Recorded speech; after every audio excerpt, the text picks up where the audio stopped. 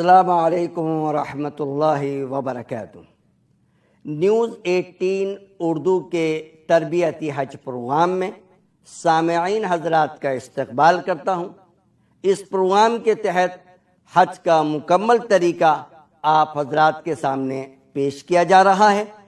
حج کے اس پورے تفصیلی طریقے کو ہم نے عازمین حج کو سمجھانے کے لیے 5 حصوں میں تقسیم کیا ہے۔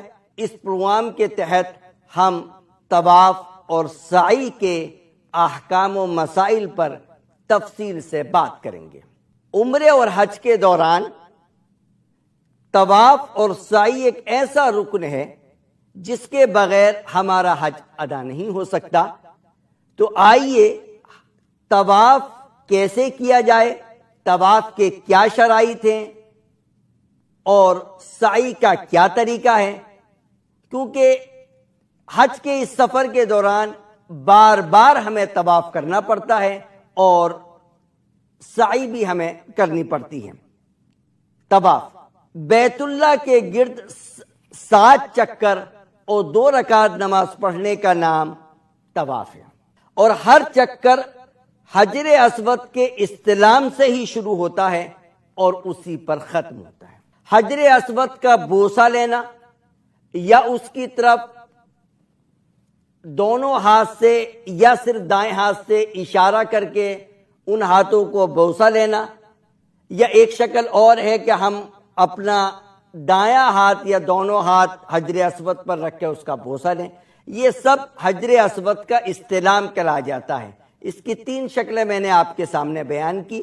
ایک تو یہ کہ ہم حجر اسود کا بوسہ لیں، دوسری شکل یہ ہے کہ ہم اپنا ہاتھ حجر اسود پر ٹچ کر کے ہاتھ کا بوسہ لیں، اور تیسری شکل یہ ہے جو عام طور پہ عازمین حج کرتے ہیں، چونکہ حج کے ایام میں حجر اسود کا بوسہ لینا بھی بڑا مشکل ہے اور اس پر ہاتھ کا ٹچ کرنا بھی بڑا مشکل ہے، وہ تیسری شکل عازمین حج کے لیے بچتی ہے۔ وہ یہ ہے کہ دونوں ہاتھ یا صرف دایاں ہاتھ حجر اسود کی طرف کر کے ان ہاتھوں کا یا اپنے دائیں ہاتھ کا بوسہ لے لیا جائے، اور یہ ہاتھوں کا بوسہ لینا ضروری نہیں ہے، مستحب ہے۔ جب بھی آپ طواف کریں گے تو طواف کی ابتدا حجر اسود کے سامنے سے ہی ہوگی۔ بیت اللہ کے 4 کارنر ہیں، ایک کارنر پر حجر اسود لگا ہوا ہے جو ایک جنت کا پتھر ہے، دوسرا کارنر وہ آتا ہے جو حتیم کا علاقہ کہلایا جاتا ہے، تیسرا کارنر بھی حتیم کا ہی علاقہ ہے، اور چوتھا کارنر وہ ہے جس کو رکن یمانی بولتے ہیں۔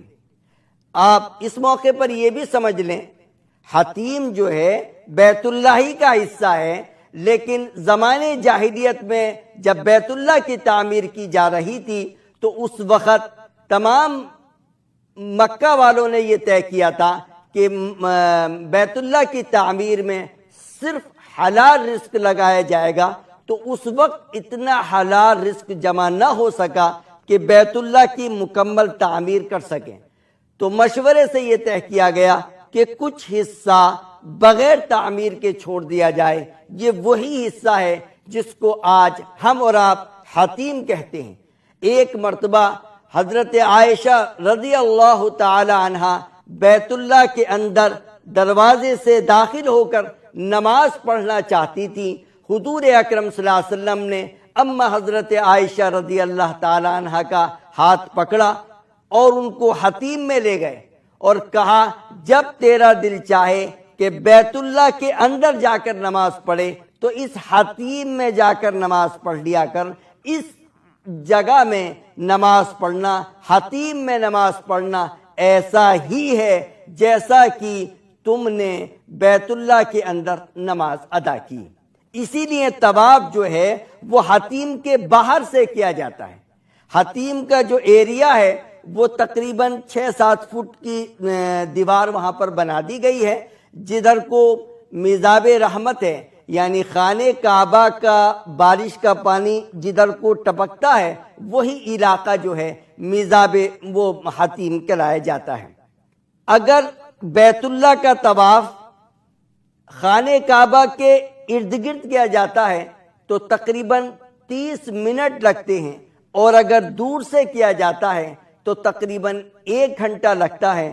اور حج کے دنوں میں خاص طور پہ طواف زیارت جو 10 ذی الحجہ کی صبح سے 12 ذی الحجہ کے غروب آفتاب تک دن رات میں کسی بھی وقت کیا جا سکتا ہے، تو اس میں بڑا مجمع رہتا ہے، کافی ازدحام ہوتا ہے، تو اس میں بسا اوقات 2-3 گھنٹے بھی لگ جاتے ہیں۔ طواف کی مختلف قسمیں ہیں۔ ایک طواف قدوم ہوتا ہے۔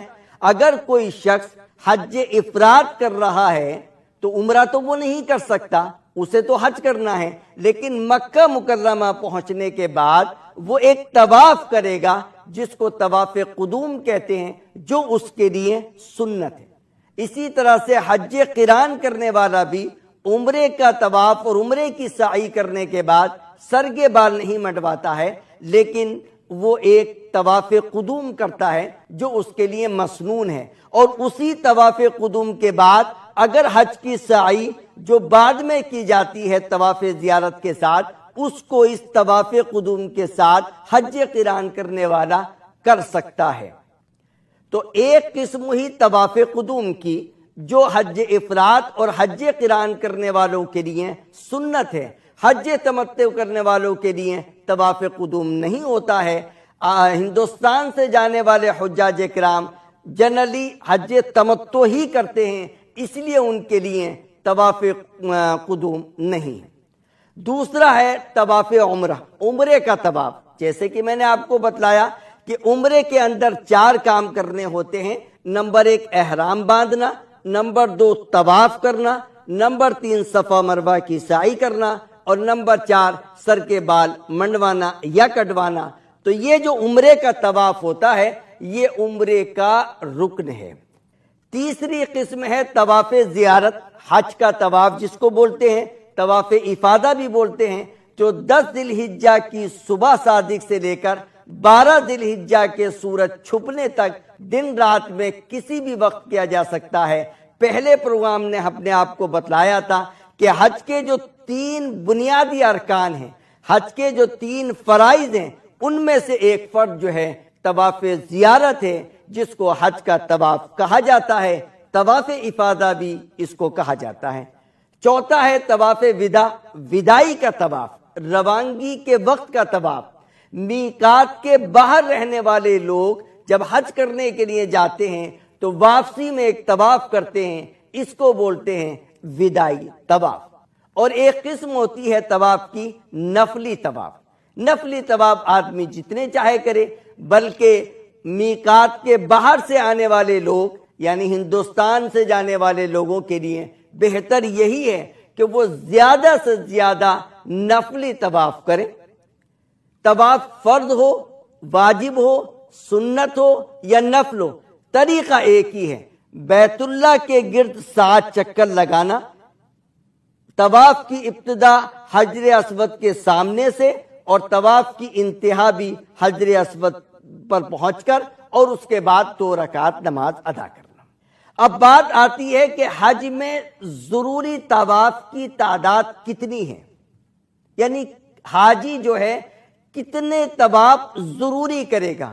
اگر حج افراد کر رہا ہے اور وہ میقات کے باہر سے گیا ہے تو اسے 2 طواف کرنے ضروری ہیں، ایک طواف زیارت اور ایک وداعی طواف۔ عمرے کا طواف اسے نہیں کرنا چونکہ وہ حج افراد کر رہا ہے۔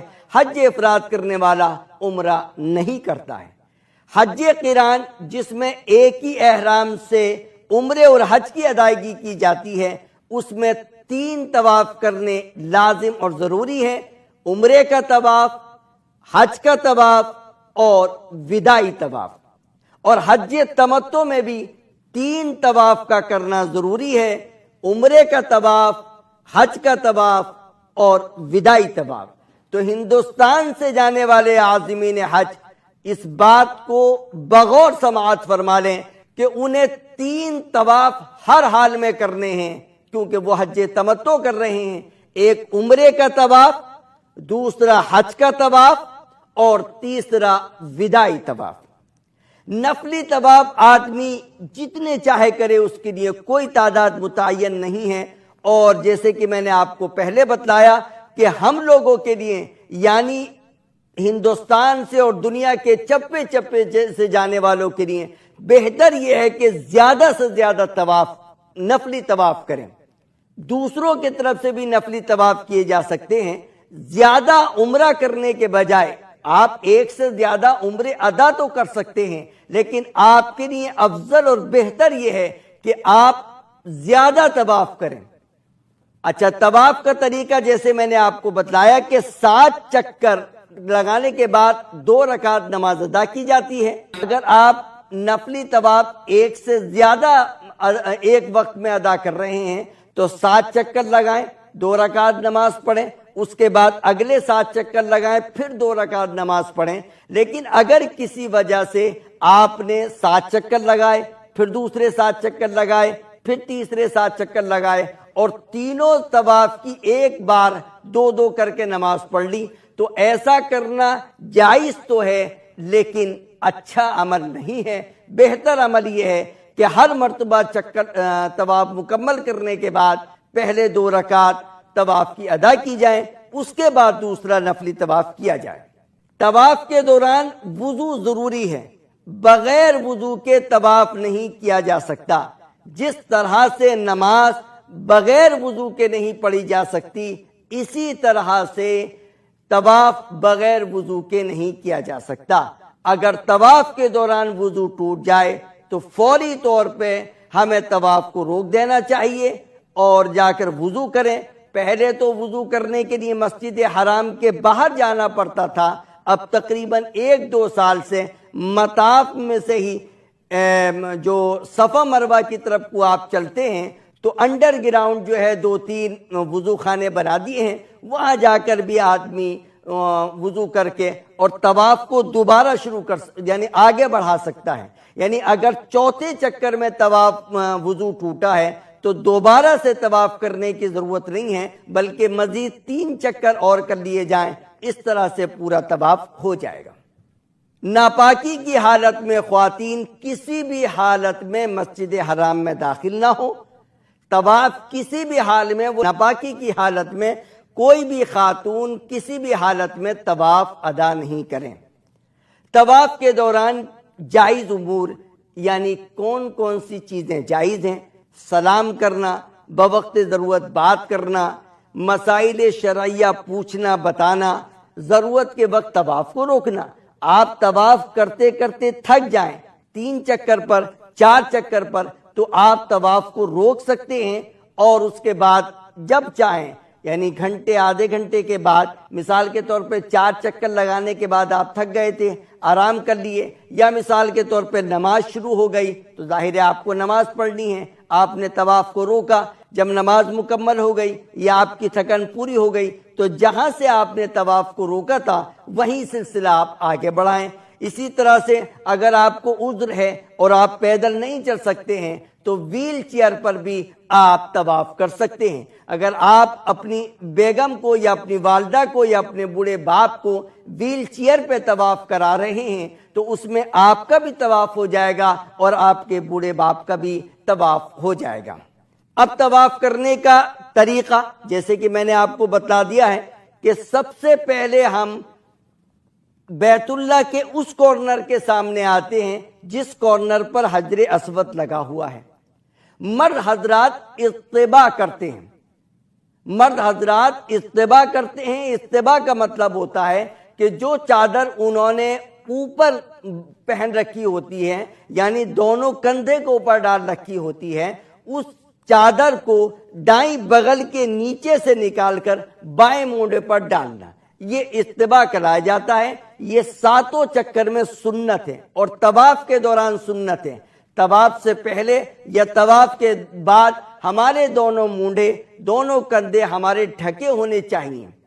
استباء جو سنت ہے یعنی دائیں بغل سے احرام کی چادر کو نکال کر بائیں مونڈے پر ڈالنا، یہ صرف طواف کی سنت ہے۔ طواف کے دوران ہی یہ کیا جاتا ہے اور طواف کے 7 چکر میں کیا جاتا ہے۔ رمل بھی ایک سنت ہے جس میں مرد حضرات تھوڑا تیز چلتے ہیں، یہ پہلے 3 چکر میں کیا جاتا ہے، لیکن حج کے دنوں میں ازدحام بہت ہوتا ہے، بھیڑ بہت ہوتی ہے، عمومی طور پہ رمل کا موقع نہیں مل پاتا ہے۔ تو رمل جو ہے اکڑ کر چلنا، یہ ابتدائی 3 چکر میں سنت ہے، اور اتباع جس میں دائیں بغل سے چادر کو نکال کر بائیں مونڈوں پر ڈالا جاتا ہے، یہ طواف کے 7 چکر میں سنت ہے، اور اس طواف میں سنت ہے جس کے بعد صفا مروہ کی سعی بھی کرنی ہے، یعنی نفلی اگر آپ طواف کر رہے ہیں تو اس میں اتباع نہیں ہے، نفلی طواف تو آپ عام لباس میں بھی کر سکتے ہیں۔ طواف کرتے وقت آپ کی نگاہ سامنے رہنی چاہیے، آپ کا بایاں مونڈا بیت اللہ کی طرف رہنا چاہیے۔ کچھ لوگوں کو ہم نے دیکھا ہے کہ وہ بیت اللہ کی طرف رک کر کے طواف کرتے ہیں، طواف تو ادا ہو جائے گا، لیکن اچھا طریقہ یہ ہے، سنت طریقہ یہ ہے کہ ہمارا چہرہ جو ہے وہ سامنے کو رہے اور ہمارا بایاں کندھا بیت اللہ کی طرف رہے۔ جب تیسرا کارنر آ جائے، جس کو جہاں پر رکن یمانی لگا ہوا ہے، اس پر اگر ہاتھ کا ٹچ کرنا ممکن ہو تو اس پر ہاتھ ٹچ کر لیں، اور اگر کسی وجہ سے وہاں جانا ممکن نہیں ہے، بھیڑ زیادہ ہے، تو ہاتھ سے اشارہ نہ کریں۔ حجر اسود کے سامنے جہاں سے ہم نے طواف کو شروع کیا تھا، اور ہر چکر کے شروع میں وہاں استلام کیا جاتا ہے۔ استلام کی 3 شکلیں آپ کو بتائی گئی تھی، یا تو آپ اس کا بوسہ لیں، یا ہاتھ ٹچ کر کے ہاتھ کا بوسہ لیں، یا ہاتھ سے اشارہ کر کے ہاتھ کا بوسہ لیں۔ تو یہ حجر اسود کے سامنے تو کیا جاتا ہے، لیکن رکن یمانی، حالانکہ یہ بھی جنت کا آیا ہوا پتھر ہے، لیکن ہمارے نبی نے جو ہمیں تعلیمات دی ہیں وہ یہ ہیں کہ رکن یمانی کو اگر چھونا ممکن ہے تو چھونے، ورنہ ہاتھ سے اشارہ کیے بغیر ہی یوں ہی گزر جائیں۔ رکن یمانی اور حجر اسود کے درمیان ایک دعا حضور سے ثابت ہے، اس دعا کو اگر پڑھیں تو بہتر ہے، ربنا آتنا فی الدنیا حسنہ وفی الآخرۃ حسنہ وقنا عذاب النار۔ باقی طواف کے دوران کوئی بھی دعا مخصوص یا لازم نہیں ہے۔ بعض کتابوں میں لکھا ہوا ہے پہلے چکر کی دعا، دوسرے چکر کی دعا اور 7ویں چکر کی دعا۔ یہ دعا لازم اور ضروری نہیں ہے، چونکہ آج کل ہمارے لوگوں کو مانگنا بھی نہیں آتا، اس لیے علماء کرام نے وہ چکروں کی دعائیں لکھ دی ہیں، لیکن کوئی بھی دعا طواف کے دوران لازم اور ضروری نہیں ہے۔ جو سنت طریقہ دعا کا ثابت ہے وہ رکن یمانی اور حجر اسود کے درمیان ربنا آتنا فی الدنیا حسنہ وفی الآخرۃ حسنہ وقنا عذاب النار۔ اور دعا کرنا بھی ضروری نہیں ہے، آپ ذکر بھی کر سکتے ہیں، تلاوت بھی کر سکتے ہیں، بغیر دعا اور بغیر ذکر و تلاوت کے بھی طواف کر سکتے ہیں، لیکن ظاہر ہے جتنا گڑ ڈالو گے اتنی ہی مٹھاس ہوگی۔ جتنا آپ اپنے طواف کے اندر دعائیں مانگیں گے، اللہ کا ذکر کریں گے، یا قرآن کی تلاوت کریں گے، یا اللہ سے مانگیں گے۔ طواف کے بعد 2 رکعت نماز پڑھی جاتی ہے۔ یہ 2 رکعت نماز اگر مقام ابراہیم کے پیچھے ادا کر لیں تو بہتر ہے۔ جس بیت اللہ کے حصے میں خانہ کعبہ کا دروازہ لگا ہوا ہے، اس کے سامنے ہی ایک مقام ابراہیم بنا ہوا ہے، جس میں حضرت ابراہیم علیہ السلام کے پیروں کے نشان والا پتھر رکھا ہوا ہے۔ اگر اس کے پیچھے طواف کی 2 رکعت نماز پڑھنا ممکن ہو تو وہاں پڑھ لیں، ورنہ مسجد حرام میں کسی بھی جگہ پر طواف کی 2 رکعت پڑھی جا سکتی ہیں۔ یہ بات میں پہلے بھی بتا چکا ہوں، لیکن عازمین حج غلطیاں کرتے ہیں، اس لیے دوبارہ ریپیٹ کر رہا ہوں کہ طواف فرض ہو، واجب ہو، سنت ہو یا نفل ہو، طریقہ ایک ہی، طواف بیت اللہ کے 7 چکر اور 2 رکعت نماز۔ یہ 2 رکعت نماز مقام ابراہیم کے پیچھے پڑھی جائیں تو بہتر اور افضل ہے، ورنہ مسجد حرام میں کہیں بھی پڑھ سکتے ہیں۔ ان طواف کی 2 رکعت کے متعلق ہمارے نبی کی سنت یہ ہے کہ پہلی رکعت میں سورہ الکافرون پڑھی جائے اور دوسری رکعت میں سورہ اخلاص یعنی قل هو اللہ احد پڑھی جائے۔ اور جس وقت آپ ان 2 رکعت نماز پڑھنے کے لیے مقام ابراہیم کے پیچھے جائے اور یہ آیت آپ کی زبان پر آ جائے تو بہت اچھا، وَاتَّخِذُوا مِن مَقَامِ إِبْرَاهِيمَ مُصَلًّى۔ تو یہ طواف سے متعلق میں نے آپ کو چیزیں بتلائیں۔ اب بات آتی ہے سعی کی۔ صفا مروہ کی سعی کے بھی 7 چکر لگائے جاتے ہیں۔ سعی کی ابتدا صفا سے ہوتی ہے اور انتہا مروہ پر ہوتی ہے۔ صفا اور مروہ کے درمیان کا جو فاصلہ ہے وہ 394 میٹر کا ہے، 394 میٹرز کا فاصلہ ہے۔ تو 7 چکر میں تقریباً 3-4 کلومیٹر کا ایریا بیٹھتا ہے پورے صفا مروہ کی سعی کے دوران۔ جب آپ طواف سے فارغ ہو جائیں گے تو جہاں سے آپ نے طواف شروع کیا تھا یا جہاں آپ کا طواف ختم ہوا ہے، آپ پیچھے کی طرف دیکھیں گے بلڈنگ میں ہری ٹیوب لائٹ لگی ہوئی ہوں گی، اسی میں نیچے بیسمنٹ میں آپ چلے جائیں گے۔ تھوڑا سا آگے چلنے کے بعد راستہ مل جاتا ہے صفا پر پہنچنے پر۔ صفا پر پہنچنے کے بعد اگر آپ کو اس وقت دعا یاد آ جائے تو بہتر ہے، ابدأ بما بدأ اللہ بہ ان الصفا والمروہ من شعائر اللہ۔ اور بھی کچھ دعائیں ہیں اور کتابوں میں بھی وہ درج ہیں، اگر وہ دعائیں یاد ہیں، یاد نہیں ہیں تو یاد کر لیں، ان کو اس موقع پر پڑھنا چاہیے۔ صفا پہاڑی پر پہنچنے کے بعد بیت اللہ کی طرف رخ کر کے ہاتھ اٹھا کر باقاعدہ طور پہ دعا کرنا ہمارے نبی کی سنت ہے۔ ہاتھ سے اشارہ نہیں کیا جاتا۔ بعض لوگ صفا پر پہنچ کر بیت اللہ کی طرف ہاتھ سے اشارہ کرتے ہیں، یہ غلط ہے۔ آپ کھڑے ہو کر بیت اللہ کی طرف رخ کر کے ہاتھ اٹھا کر باقاعدہ دعا کریں، یہ دعاؤں کے قبول ہونے کا وقت ہے۔ جس طرح سے آپ صفا میں دعا کر رہے ہیں ایسے ہی مروہ پر بھی دعا کرنا حضور اکرم صلی اللہ علیہ وسلم کی سنت ہے، یعنی صفا پر بھی بیت اللہ کی طرف رخ کر کے اور مروہ پر بھی ہر چکر میں بیت اللہ کی طرف رخ کر کے دعا کرنا حضور سے ثابت ہے، اور ان اوقات میں دعائیں قبول ہوتی ہیں۔ اگر ہر مرتبہ صفا مروہ پر دعا کرنا آپ کے لیے مشکل ہے تو کم از کم سعی کو شروع کرنے کے وقت صفا پر اور سعی کے ختم کرنے پر مروہ پر ایک مرتبہ دعا کر لینی چاہیے۔ اب بات آتی ہے سعی کی کہ سعی کتنی کی جاتی ہے۔ حج افراد میں 1 سعی ہوتی ہے حج کی، حج قران میں 2 سعی کی جاتی ہیں، ایک عمرے کی اور ایک حج کی، اور حج تمتع میں بھی 2 سعی کی جاتی ہیں، ایک عمرے کی اور ایک حج کی۔ سعی کے دوران بات چیت کر سکتے ہیں، وقت ضرورت سعی کو روک سکتے ہیں، ویل چیئر پر بھی ضرورت کے مطابق سعی کر سکتے ہیں۔ کسی مجبوری کے تحت، یعنی اگر خاتون نے طواف کر لیا تھا اور صفا مروہ کی سعی سے پہلے پیریڈ آ گیا تو وہ ناپاکی کی حالت میں صفا مروہ کی سعی کر سکتی ہے، اور بغیر وضو کے بھی صفا مروہ کی سعی کی جا سکتی ہے۔ طواف بغیر وضو کے نہیں ہو سکتا، پاکیزگی طہارت ضروری ہے، لیکن صفا مروہ کی سعی کے لیے وضو کا ہونا یا پاک ہونا ضروری نہیں ہے۔ یہ آپ کے سامنے میں نے نیوز 18 اردو کے حج تربیتی پروگرام میں طواف اور سعی سے متعلق تفصیلی گفتگو کی۔ اللہ تبارک و تعالی آپ کو ان تعلیمات کے مطابق عمل کرنے والا بنائے اور آپ کے حج کو اللہ حج مبرور بنائے جس کا بدلہ جنت ہے۔ This audio has been prepared by theclearevidence.org.